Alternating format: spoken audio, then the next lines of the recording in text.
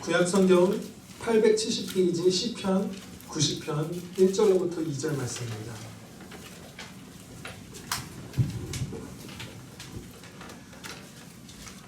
제가 본문 말씀 봉독하겠습니다.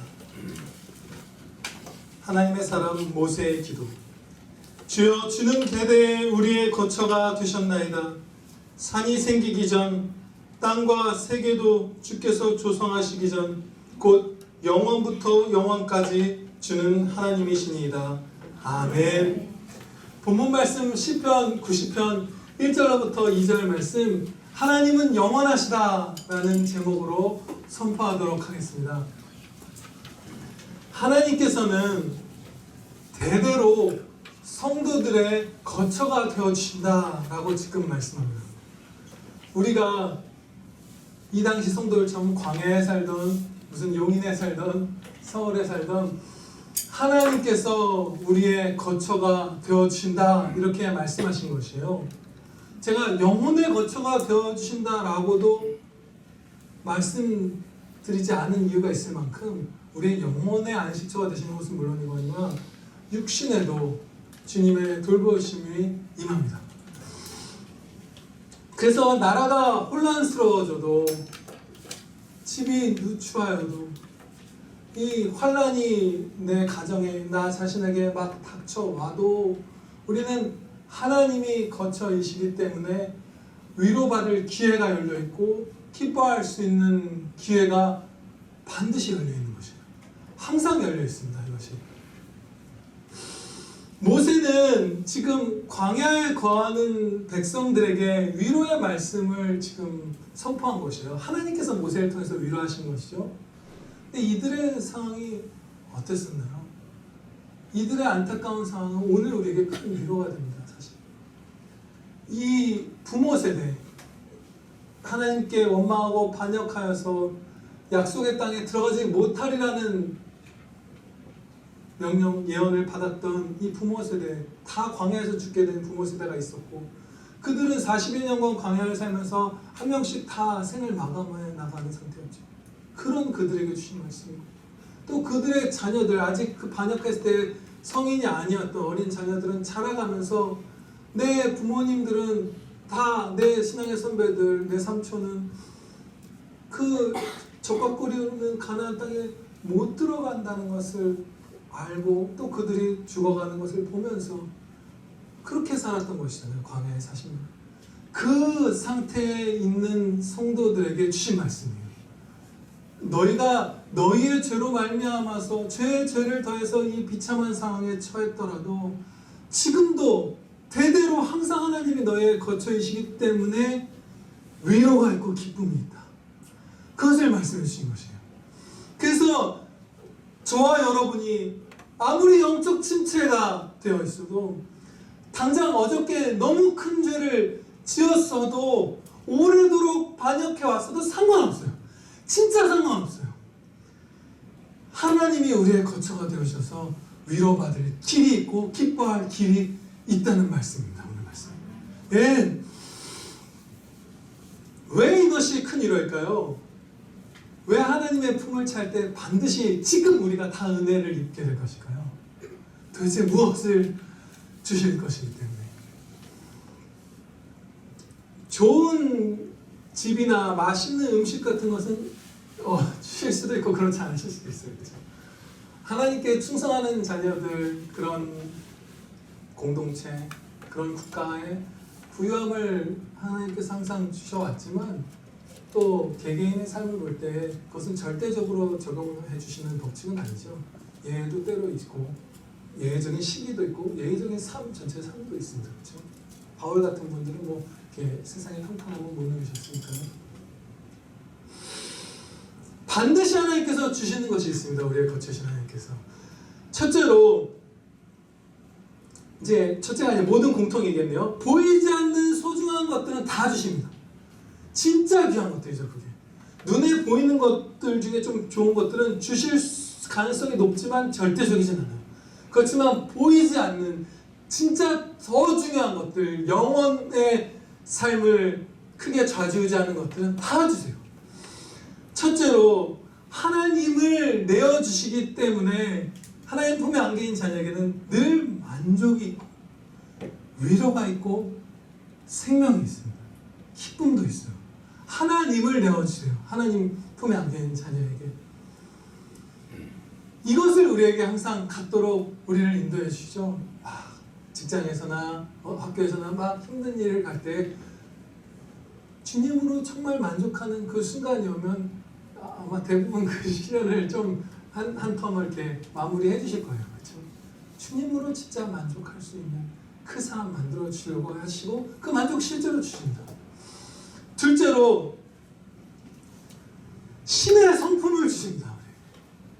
우리가 죄악된 성품 때문에 스스로 얼마나 많은 은혜의 기회들을 놓치고 행복을 깨트리고 불행을 맛보았나요? 나의 죄악된 마음들, 강포함들, 성급함들 이런 것들 때문에 우리가 얼마나 슬프고 힘들고 우울한 날들이 많았어요. 그런데 우리의 거처 되신 하나님 품에 안겨서 사는 사람들, 그런 양 같은 자녀들에게는 예수님의 성품을 주십니다. 사랑, 겸손, 정직, 담대함, 정결함, 성실함, 인내 이런 것들을 다 부어주세요. 정말 우리가 그것들만 있었으면 지금보다 돈이 5분의 1밖에 없어서도 50배쯤은 행복했을 거예요. 그게 다 있었으면. 진짜 정말 행복했던 순간들은 통장에 잔고가 팍 찍힐 때가 아니잖아요. 보통 사랑할 때 예수님 안에서 그 주님의 성품을 갖고 우리가 주님의 마음을 갖고 행동할 때 우리가 행복하잖아요. 하나님의 거처로 피해드는 자녀에게 이 보이지 않는 것 신의 성품 반드시 주십니다. 셋째로 이 땅에서 하나님 품에 안겨 충성한 성도에게는 천국에서 영원한 상을 많이 받게 해주세요. 이 소멸될 땅에서 어떤 형편에 있더라도 그 형편에서 충성하기만 하면 그 안에서 최선을 다하기만 하면 과부의 두레돈을 가장 크다 하신 하나님이시잖아요.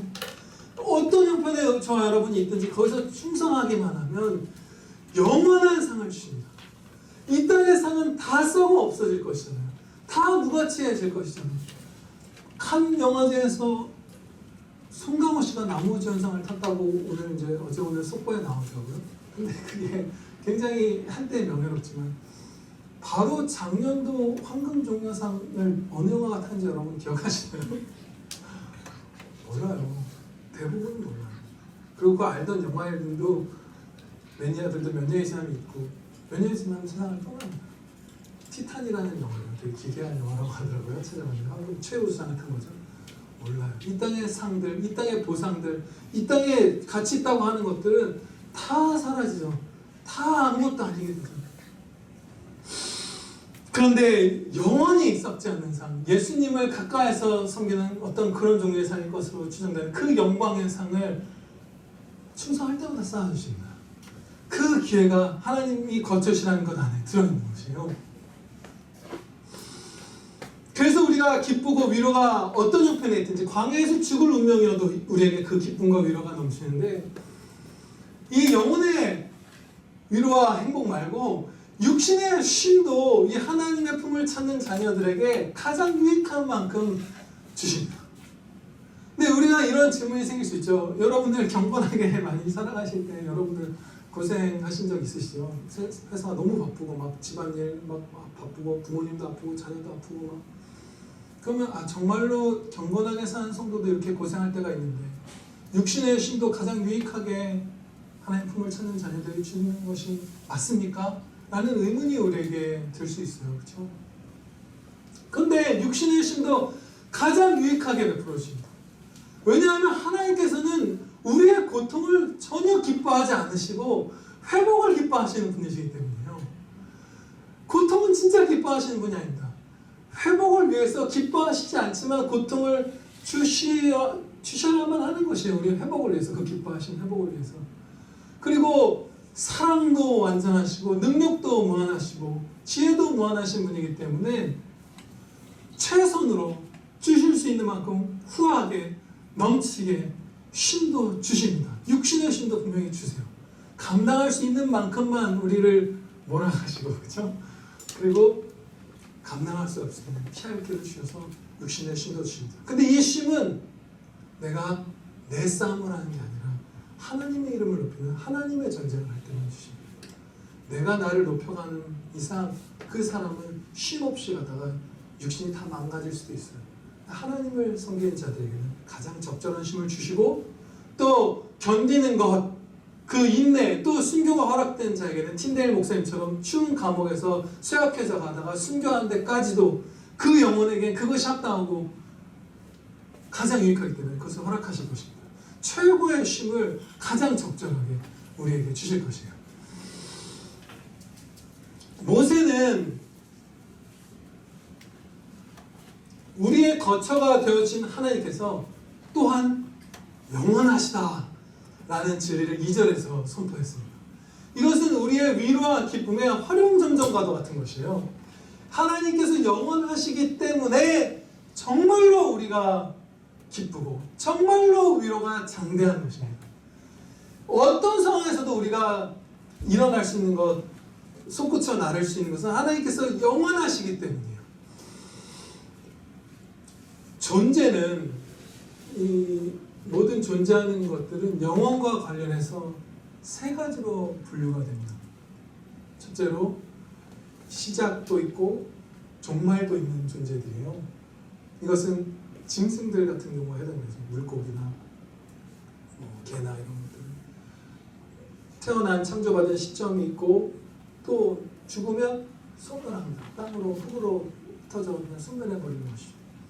그리고 두 번째 해당되는 존재로는 시작은 있지만 끝은 없이 영원히 존재하는, 시작 지점은 있지만 계속 영원히 살아가는 천사와 사람들이 있습니다. 이들은 하나님께서 창조하신 시점, 태어나게 하신 시점은 있지만 지옥에 가든지 천국에 가든지 영원히 존재케 하세요. 이 불에 해당하는 존재가 있고 마지막으로 하나님이십니다. 시작도 끝도 없고 영원에서부터 영원까지 존재하시는, 스스로 홀로 영원 가운데 계시는, 시간 위에 계시고 영원 가운데 홀로 계신 하나님. 하나님만이 참으로 홀로 영원 되신 분입니다. 우리는 영원히 계속 살겠지만, 지옥에서는 천국에서는 존재하겠지만 그것은 하나님이 존재케 해주신 것이고 시작 지점이 있는 것이고 하나님만이 참으로 영원하신 존재다라고 우리가 말할 수 있는 분입니다. 이처럼 홀로 영원하신 하나님, 이 영원하심의 영광은 정말로 장대한 것이에요. 우리가 무한이라는 것을 어떻게 알 길이 없어서 유한한 존재라서 한계가 없다, 우리에게 있는 한계가 하나님께는 없다라고 정도밖에, 그 부정문으로밖에 어렴풋이 표현할 수 없었던 것을 여러분 기억하실 거예요. 그렇죠? 무한이라는 것의 실체를 잘 표현해낼 길이 없어요. 모르기 때문에 우리는. 근데 이 영혼도 그만큼이나 장대한 하나님의 영혼입니다. 그래서 이 영원하심을 우리가 곰곰이 생각하면 찬양 드리게 됩니다. 엎드려 기뻐하면서 경배하게 돼요. 제가 예전에 고등학교 한 1학년 이럴 때 무렵에 어떤 장면이 기억이 나요. 그 무렵에 제 친한 친구랑 자주 이제 뭐 우주나 기원이나 이런 것들에 대한 얘기를 이렇게 했어요. 저도 상상을 많이 해보고 계속 거슬러 올라가는 것이죠. 최초의 그 존재로 조상의 거슬러 가고, 그러나 하나님께 다다르고 하나님께서는 영원 가운데 스스로 계셨죠. 그러니까 하나님 전이라는 무슨 그런 개념이라는 건 전혀 안 보시죠. 시간의 개념을 확 벗어나 버리시고 갑자기 영원에서 홀로 계신 하나님이 나타나시는 것이에요.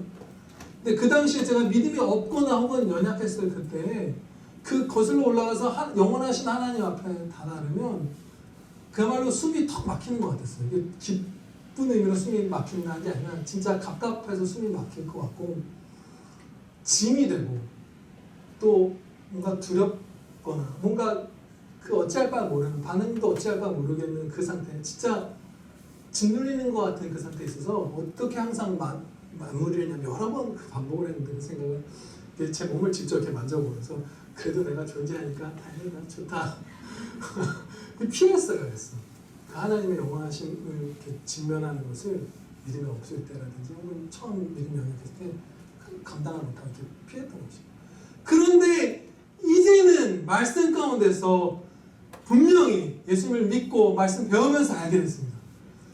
더 밝히 보게 되었고 더 밝히 알고 이제 마땅히 반응해야 될 바를 알았어요. 제가 그 당시 믿음 없을 때 어찌할 바를 몰랐던 것은 불가해한 하나님의 영원하심의 영광이었던 것이에요. 이제 그 앞에 엎드려 경배하며 찬양 드리면 되는 것이에요. 했더니 행복하고, 그렇죠? 그 엄청난 영광을 이제 보여주시기 시작한 거예요. 하나님의 자녀에게. 토마스 왓슨 목사님, 이 소요리 문답을 기록한 그분이 작성한 이 해설서를 보면 하나님의 무한하심, 하나님의 영원하심 이 부분을 다루는 부분에서 당신이 이해할 수 없는 지점에 다다라거든 경배하라. 이것을 5번이나 얘기해요.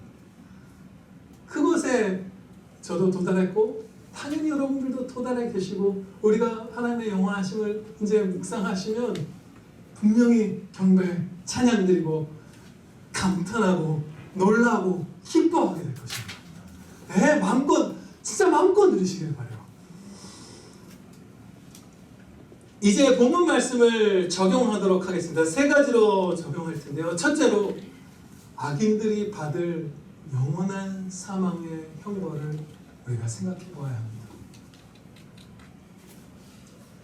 하나님은 영원하시기 때문에 악인들이 받을 형벌과 고통도 영원합니다. 그들은 이 길어야 80년인 이 짧은 생애 동안 하나님께 범죄했지만 영원한 형벌을 받아요. 그 이유는 무한하신 존재께 범죄한 것이기 때문이죠. 그 무한한 영광의 하나님을 그 이름을 훼손하려 하고 대적하고 원수가 되었기 때문에 이 우리로서는 한정된 기간만큼 형벌을 받는 걸로서는 그 공의에 따라서 죄값을 치를 길이 없는 것이에요. 그래서 우리를 먼저 사랑하사 우리를 구원해 주시기 위해서 우리의 죄값을 씻어 주시기 위해서 하나님이신 예수 그리스도께서 피 흘려 죽으셔야만 했던 것입니다. 예수님의 피로만 그 무한한 존재이신 하나님께 범한 죄값을 치르실 수 있었던 것이에요. 하나님이신 예수님께서 우리 대신 죽으시는 거예요. 그래서 이 끝까지 주 예수 그리스도를 믿지 않고 죄악 가운데 스스로 멸망한 사람들에게는 영원한 형벌이 있습니다. 복음을 평생 들어보지 못하였다 하더라도 로마서의 가르침대로 이 피조세계가 자기 자신 안에 하나님을 알만한 것이 보이기 때문에 그럼에도 불구하고 하나님을 알게 하셨는데도 불구하고 감사하지도 않고 그렇죠? 영광 돌리지도 않았기 때문에 성경 말씀을 못 들었다는 핑계도 될 수 없다고 로마서 1장에서 가르쳐 주십니다. 그들은 자신들의 죄 때문에 이제 영원한 형벌을 받게 될 텐데 이 형벌의 그 영원성을 우리가 곰곰이 생각해 봐야 합니다. 우리가 어디서 건짐 받았는가? 그렇죠? 그리고 우리의 이웃들이 어디로 가고 있는가? 요한계시록 14장 11절 말씀입니다. 그 고난의 연기가 세세토록 올라가리로다. 또 9장 6절 말씀입니다. 그날에는 사람들이 죽기를 구하여도 얻지 못하고 죽고 싶으나 죽음이 저희를 피하리로다. 아멘. 이것이 우리가 하나님께 범한 죄의 삭시입니다. 죽고 싶어도 죽지 못하고 세세토록 벌을 받는 것. 근데 거기서 예수 그리스도의 십자가 보혈로 건져주신 거지. 그리고 우리의 거처가 되어주셨습니다. 영원하신 하나님께서. 그래서 우리가 오늘도 기쁨으로 지금 이 자리에 앉아있을 수 있는 것이에요. 네, 감사드립시다.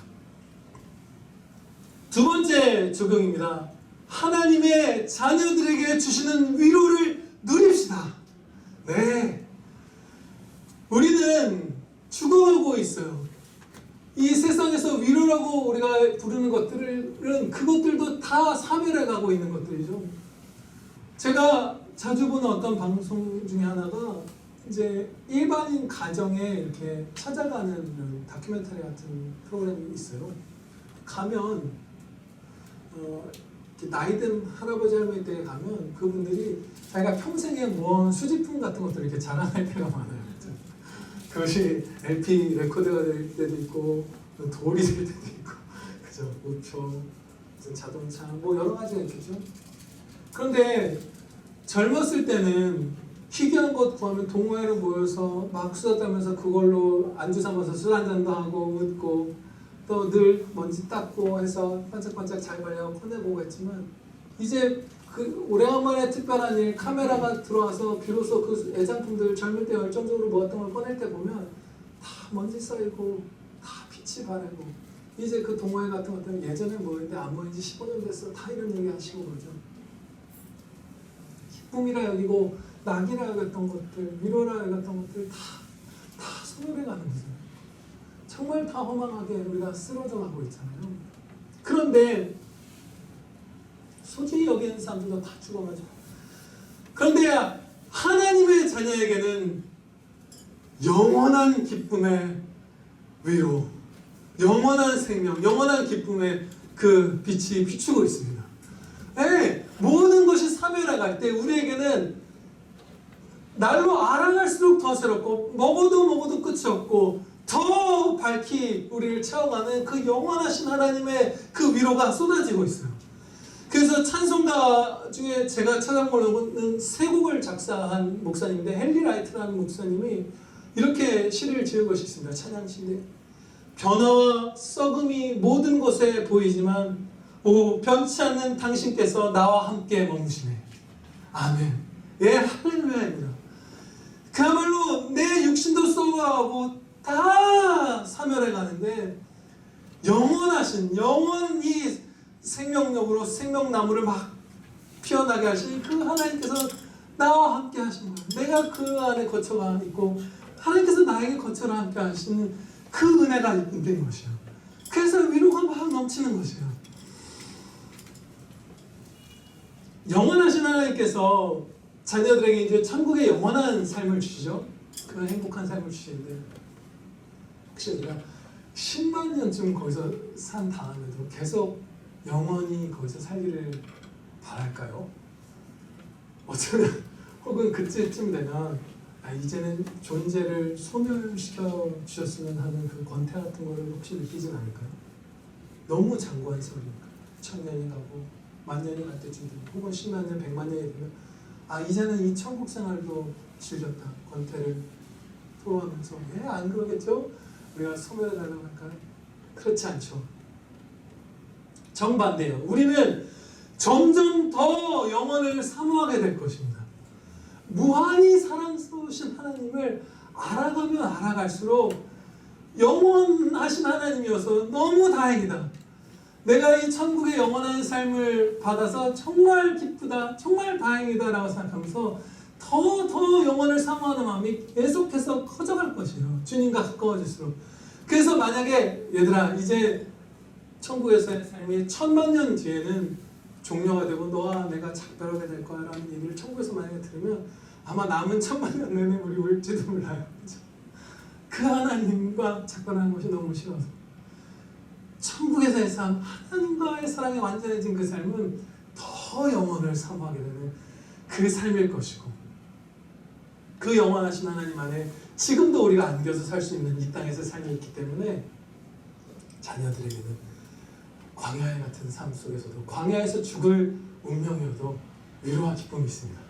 네, 그것을 누리시기를 축원합니다. 세 번째 적용입니다.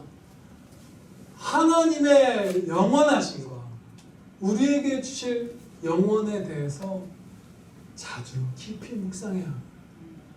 네, 이것을 계속 생각해보려 돼야 돼요. 우리가 습관이 되고 우리의 삶의 지향점이 이 땅이 아니라 영원한 하늘나라가 돼요. 이것은 우리의 선조들이 다르게도 표현했죠. 하늘 소망을 두어 살아라. 하늘의 모든 소망을 두어라. 성경 말씀에서는 하늘의 보화를 쌓는 삶을 살아라. 이런 말씀들이죠. 다 같은 진리예요. 거의. 영원하신 하나님을 찬양하기보다 또 그것을 목표를 두고 막 살아가기보다 이 땅을 막 바라보고 사모하면서 사는 것은 너무나 안타까운 허비죠. 그렇죠? 정말 슬픈 일이에요. 우리가 살고 있는 순간들은. 우리가 숭배한 그 모든 것들은 잠깐 있었던 그 하나님이 주셨던 그 일반적인 가치도 다 사라질 것이에요. 그렇죠? 아무것도 아니게 될 것이에요. 우리가 열광했던 것들 정말 하나도 아무것도 아니게 될 것이에요. 그렇죠? 그런데 우리가 영혼에 대해서 계속 생각하면서 이 유한한 80년 동안 어떻게 80년도 사실은 안 하죠. 그냥 지금 당장 내가 어떻게 한 푼 더 벌고 어떻게 한 번 더 맛있는 거 먹고 어떻게 더 명예 누리고 이런 것들 생각 많이 하잖아요. 어떻게 좀 더 편안하고 육신이 쾌락을 누리고. 그런데 조금만 우리의 영혼에 대해서 생각하면 이거 진짜 다 사라질 것이고 불신자도 이거 다 사라진다는 것을 알죠. 진짜 다 사라질 것들이고 지금 내가 째깍째깍 다가오는 이 하나님께 영광 돌릴 기회의 순간들에 순종하면 안 없어질 상을 정말 계속 쌓을 수 있는 것이구나. 영원한 운명이 엄청나게 지금 크게 바뀔 기회들이 쭉 계속 흘러 내게 오고 있구나라는 그 영혼에 대한 감각, 그 자각을 하고 있으면 우리의 삶이 전체가 다 복되게 바뀝니다. 완전히 크게 바뀐 것이 이게 필수적인 것이에요. 우리의 생각을 영혼에 고정하고 계속 묵상하는 것이.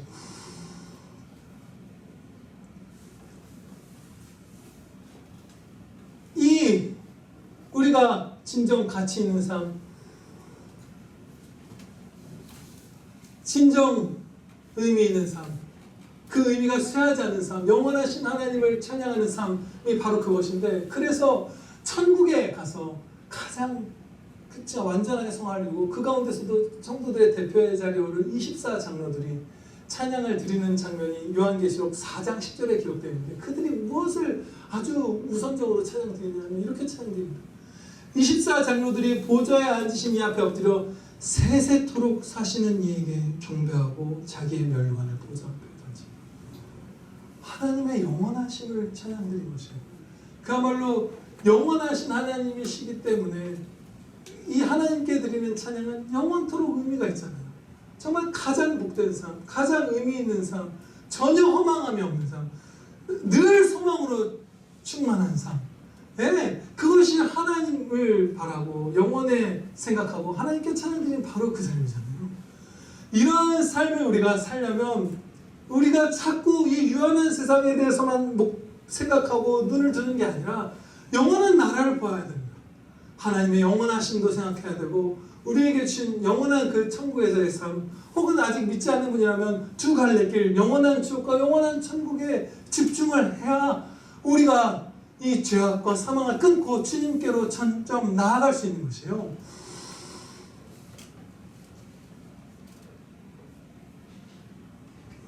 그렇게 복된 삶 살기를 축원합니다. 기도드리시겠습니다. 아버지 하나님, 하나님께서 영원하시다는 것은 저희에게 주어진 최고의 위로인 것을 고백하옵나이다. 여기서 어떤 시련을 겪더라도, 주님을 섬기느라 어떤 핍박을 당하더라도 그것은 잠깐이며 금세 지나가며 주님과 함께하며 통과하며 저 하늘에서 은혜의 보상, 은혜의 상을, 영원히 사라지지 않을 상을 넘치도록 베풀어 주실 것을 우리가 믿사옵나이다.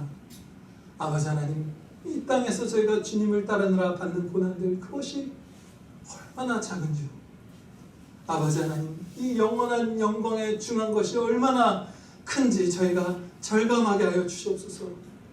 아버지 하나님, 하나님께서 우리의 거처가 되어주셔서 모든 보이지 않는 좋은 것들 다 베풀어 주시고, 또 그 거처 되신 하나님께서 영원하시기 때문에 이 땅에 사는 날 동안 가장 어두운 지경에 저희가 있더라도, 가장 고통스러운 순간이 지금이라 할지라도 아버지 품을 찾아가면 그 고통보다 큰 위로, 기쁨 반드시 베풀어 주실 줄을 저희가 믿사옵나이다.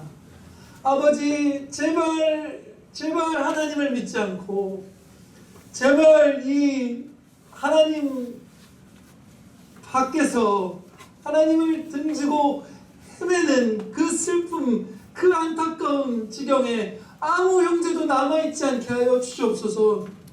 아버지 하나님, 남아있는 자들이 너무나 많사옵나이다. 아버지, 그 자리에 머무르지 않고 아버지 품으로 들어가기만 하여 주시옵소서. 아버지께 안겨서 젖된 아이가 엄마를 찾는 것처럼 사랑으로, 의지함으로, 신뢰함으로 아버지 품에 안겨서 이제 위로받고 이제 기뻐하게 하여 주시옵소서. 우리 구주 예수 그리스도의 이름으로 기도하렵나이다. 아멘.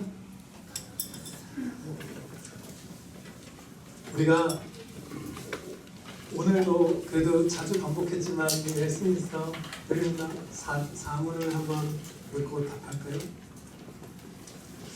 제가 묻고 우리 답변을 다 같이 하겠습니다. 제 3문, 하나님은 누구십니까? 하나님은 영으로서 무한, 영원, 불변하시고 그 존재는 지혜, 능력, 거룩, 공의, 선, 진리를 속성으로 가지고 계시는 분입니다. 아멘. 할렐루야.